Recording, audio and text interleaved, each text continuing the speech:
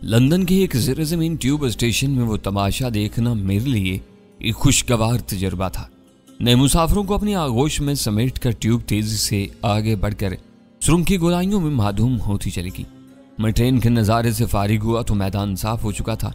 जमीन के नीचे अंदर ही अंदर बने हुए पुरपेच रास्ते इस मंजिल के सारे मुसाफिरों को निकल चुके थे। तकरीबन खाली प्लेटफार्म की वीरानी देखकर शुबह सा हो रहा था कि चंद सानियों पहले मैंने जो कुछ देखा वो ख्वाब था। मुझे छत से लटके हुए रोशन निशानात में बेकर लोलाइन का नाम नजर आ गया।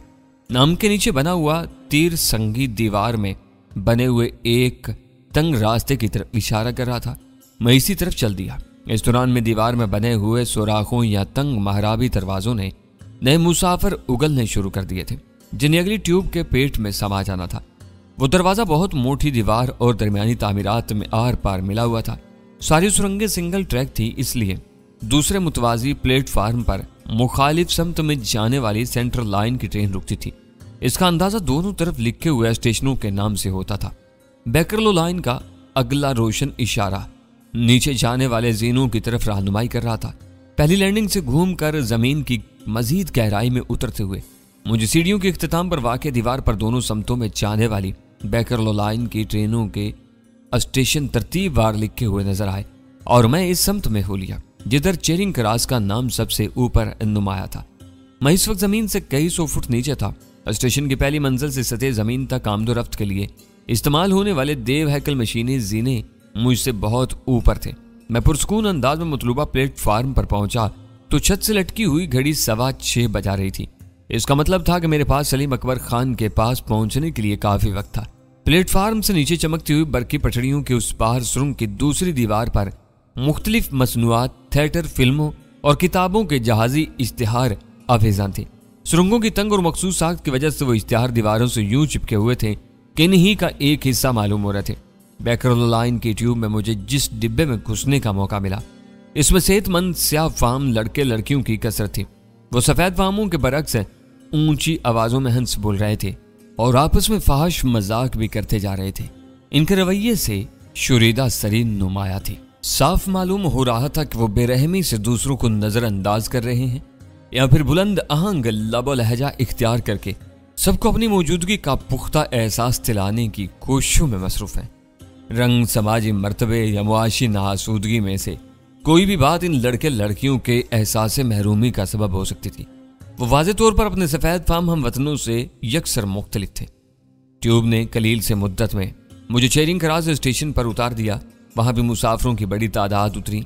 स्याफामों का गौल भी धक्कम पेल करता और आपस में हाथापाई करता हुआ वहीं उतर गया। इनमें से कई के हाथों में बियर के अल्मोनियम कैन थे, जिनसे बारी बारी सब ही इस्तेफादा कर रहे थे। इनके तेवर खासे जारिहाना बल्कि ललकारने वाले थे। इनकी कोशिश थी कि इनकी मुंह जोरियों और बदतमीजियों पर कोई इन्हें टोके और वो सब मिलकर न सिर्फ उसका भरकस निकाल दें बल्कि उसका मालो मता छीन कर अपनी शाम खुशगवार तर बनाने का एहतमाम कर सकें। लंदन के इन मुंह तोड़ और लड़ाका कालों के बारे में मेरी सुनी सुनाई मालूमात खासी तल्ख थी। मैं इनसे बचकर रास्ता तय करता रहा। अचानक एक लड़के ने अपनी एक साथी के कोहले पर पुरशोर आवाज के साथ एक थप्पड़ रसीद किया। लड़की ने पलटकर अपने कैन में बची हुई यख बियर उसके मुंह पर दे मारी और फिर उस दो तरफा मजाक पर वो सब भी गला फाड़ फाड़ कर तालियां पीट पीट कर हंसने लगे। इनकी पेशकदमी रुक गई। इन्होंने फैलकर अपने पीछे आने वालों का रास्ता मसदूद कर दिया। भीड़ लग गई। लोग इनके बढ़ने का इंतजार करने लगे। किसी में इतनी हिम्मत नहीं थी कि इनके दरमियान से निकलकर आगे बढ़ने की कोशिश करता, मगर एक दराज कामद कवील जुस्सा और मुहज्जब स्याफाम अपने हम नस्लों की वो खुली बदमाशी बर्दाश्त नहीं कर सका। वो इन्हें बुरा भला कहता हुआ इनके दरमियान घुसा ही था कि उन्होंने उसे घेर लिया। इससे लिपट पड़ने के चक्कर में वो रास्ता छोड़कर इसके गिर्द मरकूज हो गए थे। जगह बनते ही मुसाफिरों ने वहां से खिसकना शुरू कर दिया। आगे बढ़ते बढ़ते मैंने ये देखा कि उनके थप्पड़ों और घूंसों में मुहज्जब स्याफाम की गौसीली और नासिहाना तकरीर अधूरी रह गई थी। कुछ उसे मार रहे थे और कुछ उसकी जेबें फाड़ने की बराह रास्त कोशिशों में मसरूफ थे। रात के सुनसान मकामात और गैर मसरूफ ट्यूब स्टेशनों पर इस किस्म के इक्का दुक्का वाकयात के बारे में सनसनीखेजी के रिश्तिया अखबारात खबरें छापते रहते थे, लेकिन सरे शाम एक मसरूफ स्टेशन पर इस वाक़े का रूनमा होना मेरे लिए हैरान कुन था। पुलिस अचानक फिजा में किसी खातून की खौफजदा चीख लहराई जो बेसाख्ता थी। मैंने पलट कर देखा कि पुलिस का नाम सुनते ही स्याफाम आवारा गर्दों की टोली ने अपने शिकार को छोड़कर वापस अंदर की तरफ तोड़ लगा दी थी। इस अफसोसनाक वाकये का एक अच्छा पहलू था कि इस शहर के लुच्चे लफंगे पुलिस के नाम से डरते थे। किसी दहशतज़दा औरत की आवाज सुनने के बाद इन्होंने ये जानने की कोशिश तक नहीं की थी कि इस औरत ने पुलिस की आमद का ऐलान किया था या मदद के लिए पुलिस को पुकारा था। पास कानून के आईनी हाथ से अपनी गर्दनें बचाने के लिए वहां से भाग लिए थे। वो सब मकार और आदि लफंगे मालूम होते थे। लंदन पुलिस के किसी बॉबी से अपनी जान बचाने के लिए उन्होंने स्टेशन से निकलने का रास्ता इख्तियार नहीं किया था। वो जानते थे कि अफरा तफरी और भाग दौड़ के आलम में इन्होंने बाहर निकलने की कोशिश की तो लंदन ट्रांसपोर्ट के अमले का कोई भी जिम्मेदार रुकन बाजपुरस के लिए इन्हें रोक कर पुलिस के हवाले कर देगा। प्लेटफार्मों की तरफ दौड़ लगाने की सूरत में कोई इन पर ज्यादा ध्यान न देता। हर देखने वाला यही समझता कि कुछ लाउबाली लड़के लड़कियां बर वक्त कहीं पहुंचने की उजलत में पहली ट्यूब पकड़ने के लिए भागे जा रहे हैं। वो बिखर कर मुख्तलिफ प्लेटफार्मों की तरफ हुलिए एक दो स्टेशन दूर जाकर बाहर निकले बगैर किसी मुकर्रा मकाम की तरफ वापस लौटते और वहां यकजा होकर किसी नई वारदात की तैयारी शुरू कर देते। मेरे लिए वो एक नया और सबक आमूज तजर्बा था। हो सकता है कि लंदन में रहने वालों में नजर आने वाली बाहिमी रवादारी ऐसे ही तल्ख तजर्बात से पैदा होने वाली लाताल्लुकी का नतीजा हो। किसी की पेशानी पर नहीं लिखा होता कि कौन शरीफ और कौन बदमाश है। इसी वजह से लोग हर तमाशा सरसरी निगाह से देखते हुए सर्द मैरी से आगे बढ़ने के आदी हो चुके हैं। कुछ दूसरों के फड्डे में टांग अड़ाना नहीं पसंद करता। नागहानी टूट फूट से बचने के लिए शहरियों ने शरपसंद अनासर की सरकोबी की सारी जिम्मेदारी पुलिस के सर डाली हुई है, जिसे कानून की पुष्टपनाही के साथ नेक नामी का मुअस्सर हथियार भी हासिल है। जब कानून अपना अमल शुरू करता है तो शहरियों की सारी रवादारी लाताल्लुकी या बुज़दिली रुखसत हो जाती है और बेशतर शहरी कानून की मदद करना अपना फर्ज समझने लगते हैं। लंदन के शहरियों में पाए जाने वाले फर्ज शनासी के इन ही जरासीम के खौफ ने मुझे मास्टर रॉबर्ट होटल का आरामदेह कमरा छोड़कर सलीम अकबर खान के रॉयल होटल की तरफ दौड़ लगाने पर मजबूर कर दिया था। गीता और उसके साथी की लाशें दरियाफ्त होने के बाद लंदन के कम अज कम 2 शहरी मेरे और वीरा के खिलाफ 2 तबाहकुन शहादतें देने की पोजीशन में थे। चेरिंग क्रॉस के रोशन और पुरहुजूम इलाके में जहां मोहब्बत से सरशार और गिरदोपेश से बेखबर हर उम्र के जोड़े नजर आ रहे थे, पाम मुंतजिर निगाहों, सवालिया चेहरों और इस्तराबी इशारों का नजारा भी एक दिलचस्प शुगल था। मेरे हाथ में लटका हुआ हल्का सा सूटकेस इस वक्त मेरी मजबूरी का नुमाया इश्तिहार था।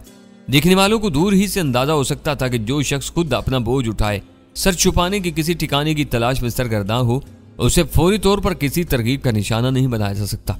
और स्टेशन से निकलकर मैं इधर उधर देखता हुआ थोड़ी दूर ही गया था कि एक दीवार के साए में खड़ी हुई एक माकूल सूरत सफेद फाम लड़की तेजी से हरकत में आई और मेरे शाने पर झुककर राजदारान लहजे में मनमनाई, तुम अकेले ही हो?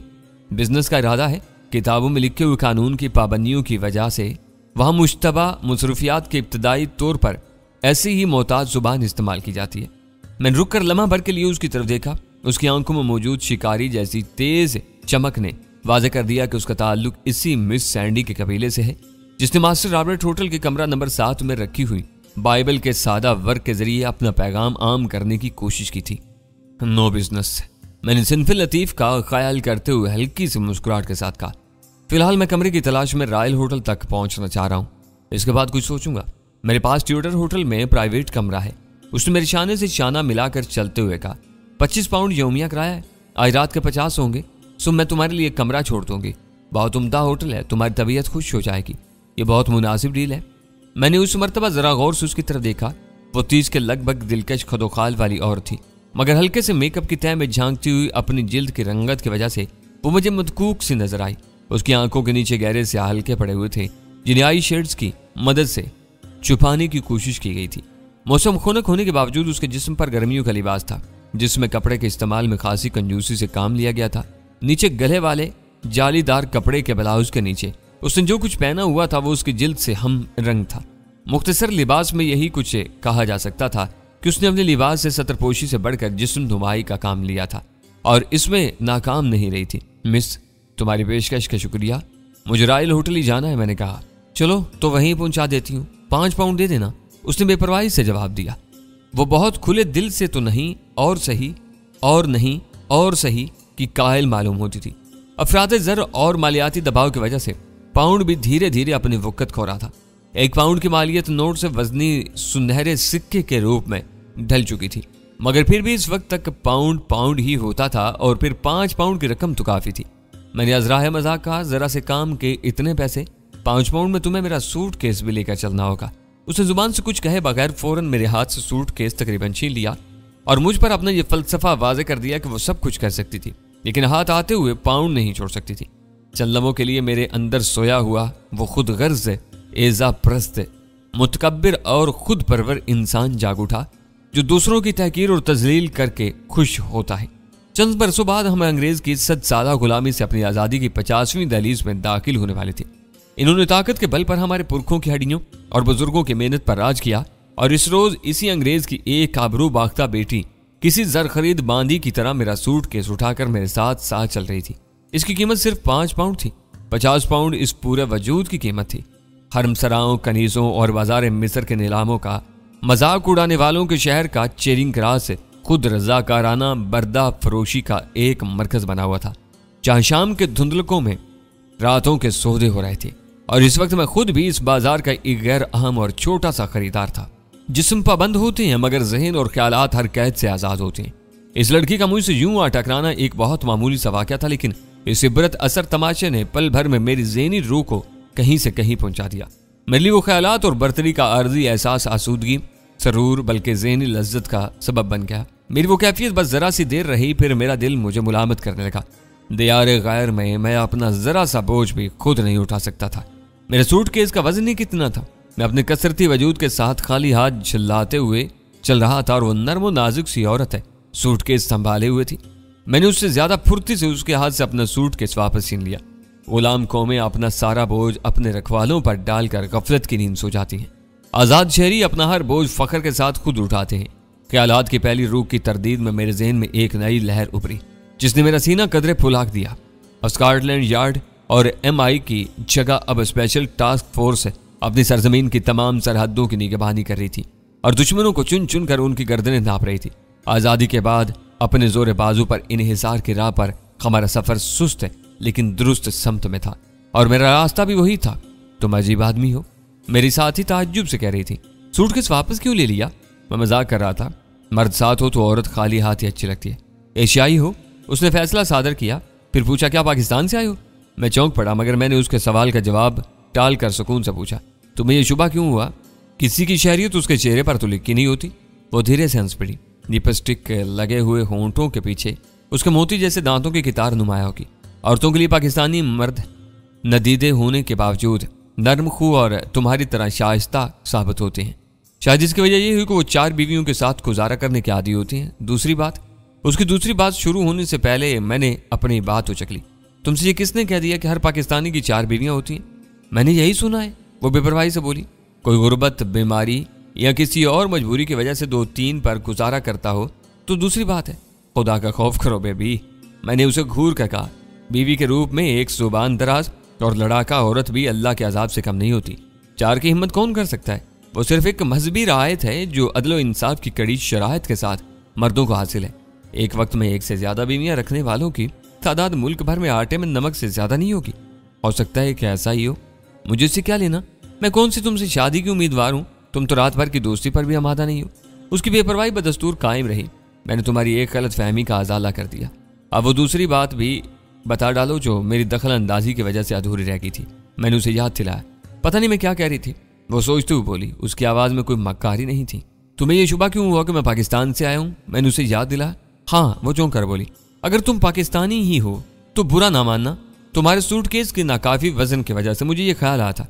तुम्हारा मतलब है कि पाकिस्तानी घर से खाली हाथ आते हैं और यहाँ से लदे फंदे वापस जाते हैं, तो ये तुम्हारे लिए अच्छी बात है। वो यहाँ दिल खोल कर ज़रे मुबादला खर्च करते हैं। इस बार उसने मेरी बात काट दी। ब्रिटिश कस्टम वालों की एक रिपोर्ट के मुताबिक पाकिस्तान से कम साजो सामान के साथ आने वालों में ही हेरोइन के स्मगलर शामिल होते हैं। वो समझते कि कम सामान की वजह से कस्टम वाले इनकी तफसीली तलाशी नहीं लेंगे और वो वाइट या ब्राउन शुगर यहाँ बेचने में कामयाब हो जाएंगे। यहाँ पाकिस्तान की हेरोइन की जबरदस्त डिमांड है। मेरा सर घूम गया।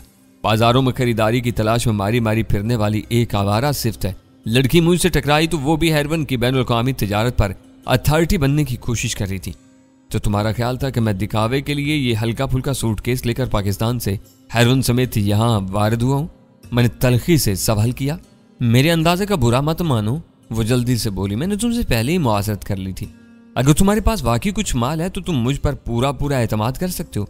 मैं मुकम्मल राजदारी के साथ तुम्हें ऐसे दाम दिला सकती हूँ जो तुम्हें फ्रांस और जर्मनी तक में नहीं मिलेंगे। अगर तुम खाली हाथ आए हो तो नेवर माइंड, मैं तुमसे एक मर्तबा फिर अपनी गलत क्या सराय पर माफ़ी चाहती हूँ। मुझे मालूम होता कि चेरिंग करास पर तुमसे मुलाकात होगी तो मैं ज़रूर पाकिस्तान से होकर आता और अपने साथ 1-2 किलो हेरोइन ज़रूर लाता। मैंने उसके अंदाज़ों की नफ़ी करने के लिए नरमी से जवाब दिया। सुना है कि पाकिस्तान और अफगानिस्तान के दरमियान वाक़ई आज़ाद कबायली इलाकों में बेहतरीन हेरोइन नहायत अर्ज़ा नरखों पर मिलती है। शक्कर और आटे की तरह छोटी बोरियों में भरी हुई हेरोइन दुकानों में सरेआम सजी होती है। कोई भी इसकी खरीदारी कर सकता है, मगर इसे यहाँ लाना मुश्किल है। जब से अमेरिकन ड्रग इन्फोर्समेंट एजेंसी के अफसर पाकिस्तान में जमकर बैठे हैं, मकामी कस्टम हुकाम और एंटी नार्कोटिक्स एजेंसियों वाले भी बहुत फाल हो गए। काश एक बार मैं भी पाकिस्तान का चक्कर लगाने के लिए वसाइल जमा कर सकूं। मैं कभी पाकिस्तान नहीं गया, मगर इतना जरूर जानता हूं कि तुम्हारी ये सुनी सुनाई कहानियां फर्जी हैं। बिल्ली को ख्वाब में हमेशा चिचड़े ही नजर आते हैं। हेरोइन की तैयारी की लागत इतनी ज्यादा होती है कि कोई अहमक भी इसे शक्कर और आटे की तरह बोरियों में भर कर नहीं बेच सकता। चरस इससे हजारों गुना सस्ती होती है, लेकिन उसे भी सोने की टिक्कियों की सूरत में सेलोफिन की शफाफ पन्नी में लपेट कर बेचा जाता है। चर्च के बारे में जुबान बंद ही रखो तो बेहतर है। उसने मुंह बनाकर मुझे खामोश कर दिया। मैंने अपनी आंखों से स्याही माइल सब्ज चर्च के गुड़ जैसे डले देखे हैं। बाज़ अड्डों पर इन्हीं डलों से किनारे तोड़ तोड़ कर ग्राहकों को चर्च फराम की जाती है। कई बार मैं खुद इन डलों में से चर्च खरीद चुकी हूँ। मुझे मालूम था कि लंदन के बहरा रू तबके में चर्च एक मकबूल और सस्ते नशे की हैसियत रखती है, मगर मैंने अनजान बनकर उससे पूछा तो क्या लंदन में ऐसे अड्डे काफी तादाद में मौजूद हैं? वारफाना हंसी के साथ बोली, अब हर चर्सी को पकौड़ली या लेस्टर स्क्वायर नहीं आना पड़ता। सारे इलाके इस मामले में खुद कफील हैं। जब से हेरोइन की वबा फैली है, रॉयल नारकोटिक्स कमीशन और इसके सारे जैली इदारे की तवज्जो इसी पर मरकूज होकर रह गई है। अब वो चर्च पर ज्यादा ध्यान नहीं देते। पुलिस वाले चर्च पीने वालों को नजरअंदाज करने लगे। किसी के पास से 10-20 ग्राम चर्च बरामद हो भी जाए तो उसे जुबानी तंबी और तादीब के बाद छोड़ दिया जाता है। अपनी घनौनी पेशा वाराना मसरूफियात के बावजूद वो औरत मेरे लिए दिलचस्प साबित हो रही थी। मुझे ख्याल आया कि बातों ही बातों में मैं काफी देर से उसके साथ चल रहा था, लेकिन रॉयल होटल के बोर्ड का दूर दूर तक नामो निशान तक नहीं था। मैंने चौंक कर कुर्ब जवार का जायजा लिया तो इस मसरूफ कली की दुकानें मुझे कुछ शनासासी महसूस हुई। शायद हम थोड़ी देर पहले ही वहां से गुजरे थे। मैं एक दीवार से टिक कर खड़ा हो गया। मैंने सूटकेस फुटपाथ पर रख दिया। रुक क्यों गए? मेरी घूरती हुई नजरों का सामना करते ही उसने बौखला कर पूछा। बातों में उलझा कर तुम मुझे कहाँ लिए फिर रही हो? हम दोबारा इस रास्ते पर क्यों आए हैं? वो खिलखिला कर हंस पड़ी, फिर शर्मसार लहजे बोली, कमाल है कि तुमने दोबारा इधर आते ही अंदाजा लगा लिया। आखिर इस हरकत का मतलब क्या है? मैंने तेजी से सवाल किया। इस लड़की के बारे में मेरे जहन में यकायकी खतरनाक शकूक शुबहात ने सर उभारना शुरू कर दिया था। कुछ भी नहीं, मेरे लहजे की तुर्शी पर वो परेशान होगी। मुख्तसर सी रफाकत के लिए तुम मुझे शरीफ और अच्छे आदमी नजर आए थे। मैंने सोचा कि बातों में लगाकर तुम्हारे साथ कुछ ज्यादा वक्त गुजारने का मौका हासिल कर लूं, तो शायद तुम रॉयल होटल जाने का इरादा तर्क करके मेरी पेशकश कबूल कर लो। इसकी अहमकाना पुर उम्मीद ने मेरा जहन साफ कर दिया, मगर इसकी जुबान से अपनी तारीफ और तौसीफ सुन लेने के बावजूद मैंने अपनी आवाज की तेजी बरकरार रखी। खार शरीफ और अच्छे आदमी को तुम चकमा देकर यूं ही गलियां घुमाती फिरती हो, क्या यह मेरे शरीफ होने की कोई सजा है? तुम जरा सी शरारत का बुरा मान गए। चलो अब हम सीधे रॉयल होटल चलते हैं। मेरी बरहमी ने उसे मगमूम और संजीदा कर दिया। मैं दोबारा इसके साथ चल पड़ा। इस बार उसने रॉयल होटल के लिए बिल्कुल ही मुखालिफ समत पकड़ ली थी। शरारत हर एक के साथ नहीं की जाती। थोड़ी देर के बाद वो खुद कलामी के अंदाज में बोलने लगी। लंदन के इन मसरूफ इलाकों में औरत के कुर्ब की मुतलाशी सैकड़ों मर्द हर वक्त मंडलाते रहते हैं, मगर खुद में किसी से बात करने का हौसला नहीं पाते। सारी शाम जो लड़कियां बंद संवर कर अपने घरों से निकलती हैं और स्याहों की इस कमजोरी को समझती हैं, वो कभी भी सुबह से पहले अपने घर नहीं लौटती। तुम्हें होटल पहुंचाने के बाद मैं भी किसी न किसी से मिल बैठने में कामयाब हो जाऊंगी। तुम दूसरे मर्दों से मुख्तलिफ नजर आए तो मैंने चाहा कि तुम्हें शीशे में उतार लूं। ये कोई इतना बड़ा कसूर तो नहीं है कि मुझे लुटा दिया जाए। मुझे इस पर तरस आने लगा। मैं नरमी से कहा, तुम्हें सूली पर कौन लटका रहा है? मैं खुद भी तुम्हारी ऊट पटांग बातों में महव था। इस वक्त 7 बजने में 10 मिनट रह गए। अगर मैं 7 बजे तक रॉयल होटल ना पहुंचता तो फोन पर कराई हुई रिजर्वेशन मनसूख करके वो कमरा किसी और को भी दे देंगे। ओह, ये बारीकी मेरे इल्म में नहीं थी, वरना मैं तुम्हारा वक्त बर्बाद ना करती। हम बस 2-3 मिनट में रॉयल होटल पहुंच जाएंगे। दरअसल मैं तुमसे रॉयल होटल से थोड़ी दूर ही मिली थी। बातें शुरू हुई तो तुम्हें फिसला कर दूसरी तरफ ले आई। दुनिया जहान की बातें होगी, लेकिन तुमने अभी तक अपना तारुफ नहीं करवाया। मैं तो बहुत तफसीली तारुफ करवाना चाह रही थी, तुम राजी नहीं हुए। वो मायूसी से बोली, मैं तुम्हारा नाम पूछ रहा हूँ, बार बार इन बातों को ना छेड़ो जो तय हो चुकी हैं। नाम में क्या रखा है? एक पत्थर का नाम अगर तुम गुलाब, मोम या शक्कर के अंदर रख लो तो इससे क्या फर्क पड़ता है? मैं भी शहर की एक बासी हूँ और बस। मायूसी के आलम में इंसान को फलसफा ही सोचता है, और वो भी फलसफे पर उतर आई थी, जबकि मैं सिर्फ 5 पाउंड में हाथ आई हुई मुफ्त की इस दोस्ती को ज़ाया नहीं करना चाहता था। अपनी ज़रूरियात, मसरूफियात और किरदार के एतबार से वो कैसी भी रही हो, दिल की बुरी नहीं थी और किसी आड़े वक्त में मेरे काम आ सकती थी।